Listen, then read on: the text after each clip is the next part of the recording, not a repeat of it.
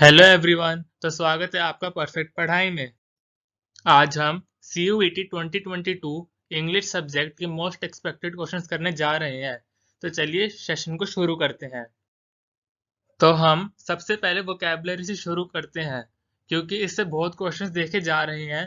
तो एक high probability बन जाती है कि आपके स्लॉट में भी इससे क्वेश्चंस आएंगे। तो चलिए पहला क्वेश्चन देखते हैं। यहाँ पर हमें यूपेंडेंट का सिनोनिम बताना है और हमारे पास ऑप्शंस है कैप्साइज, इंडिक्टमेंट, स्टिमुलेट और स्केपगोटिंग। आंसर देखने से पहले हम इन वर्ड्स के मीनिंग को समझ लेते हैं। यहाँ पे यूपेंडेंट का मतलब है किसी भी चीज को अपसाइड डाउन यानी उल्टा कर देना, और सेम ही मीनिंग कैप्साइज्ड का भी है।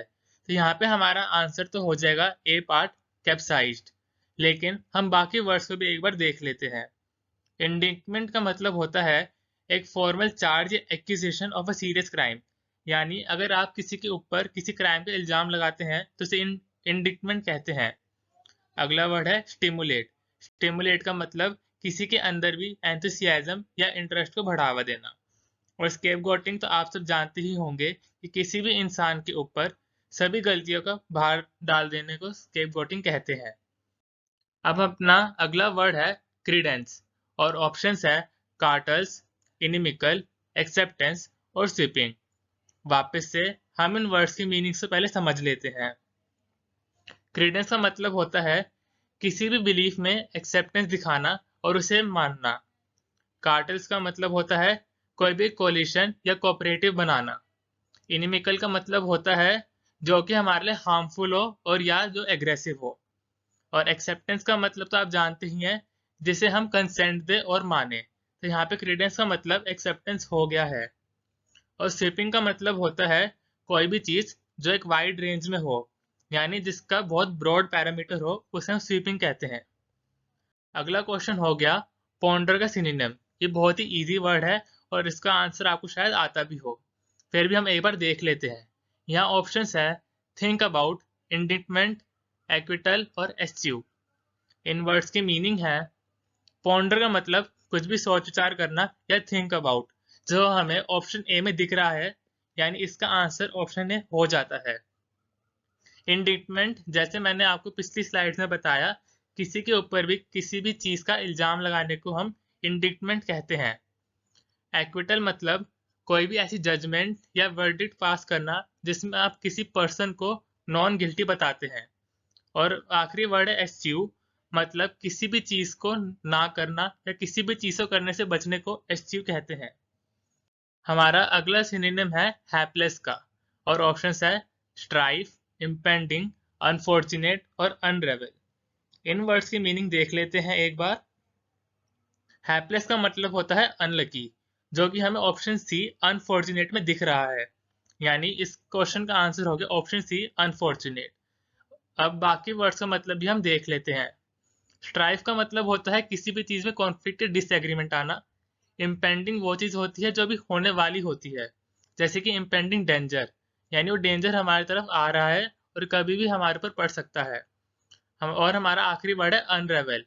अनरेवल मतलब आपने कोई चेंजेस करे तो उसको वापस से ओरिजिनल कर देने को हम अनरेवल कहते हैं, या अनडू भी बोल सकते हैं।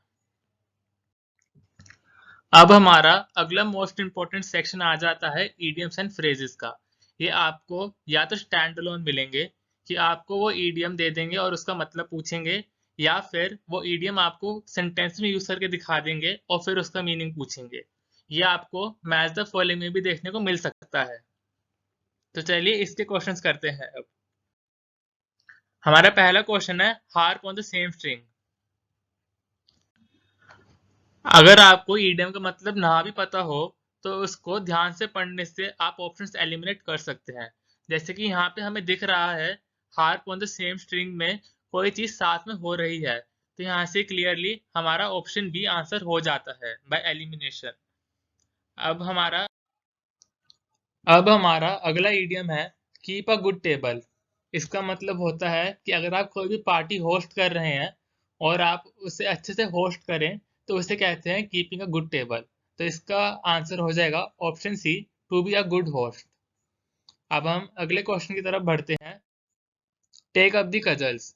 इसका मतलब होता है टू एक्सेप्ट अ प्रेजेंट, यानी अगर कोई आपको कोई प्रेजेंट दे रहा है और आप उसे खुशी खुशी एक्सेप्ट करते हैं तो उसे कहते हैं to take up the कजल्स।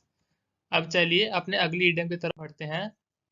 To stick to one's colours, अगर आपको इसका मतलब ना भी पता हो तो अभी आप ईडीएम को देख के अंदाजा लगा सकते हैं कि अपने आप को ना बदलना।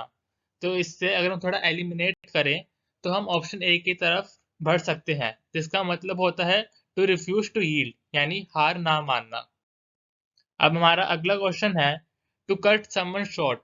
इसमें भी अगर आप थोड़ा ध्यान से देखें, हम किसी चीज़ को छोटा कर रहे हैं, यानी जब कोई इंसान कोई चीज़ बोलता है तो उसे इंटरप्ट कर देने को टू कट समवन शॉर्ट कहते हैं। तो यहाँ हमारा ऑप्शन सी आंसर हो जाता है। अब ये है हमारा क्वेश्चन ऑफ द डे। यह आपको सेंटेंस कंप्लीट करना है। The crop will fail dash it rains this week. आप हमें इसका आंसर कमेंट सेक्शन में बता सकते हैं। तो आज के लिए इतना ही। होप कि आपको वीडियो पसंद आई होगी। तो वीडियो को लाइक करना ना भूलें, चैनल को सब्सक्राइब करें और इस वीडियो को अपने फ्रेंड्स तक जरूर पहुंचाएं। Thank you.